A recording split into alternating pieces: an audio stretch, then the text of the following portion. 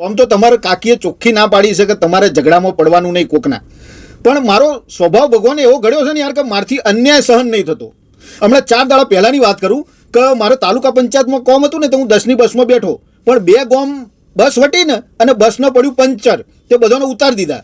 તે હું બસની કે કોઈક સાધનમાં લઈને રાહ જોઈને એક જગ્યાએ ઊભો હતો.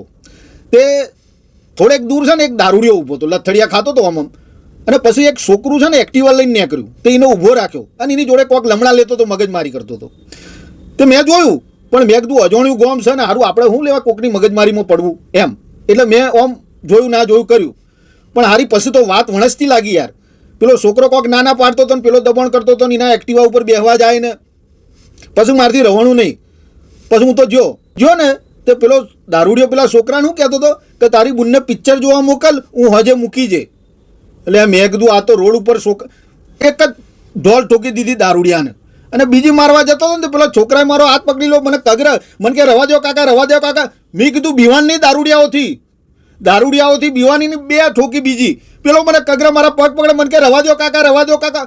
મેં કીધું તું બિલકુલ ગભરાઈશ નહીં, નાનું છોકરું જોડીને હેનો બીવડાઈ જાય તને, દારૂડિયું છે સારું. મને કે રવા દો કાકા, માર બનેવી છે ને માર બુનની હગાઈ કરેલી છે. સ્વભાવ એવો ઘડ્યો છે ને મારો યાર, મારથી અન્યાય સહન નહીં થતો બસ.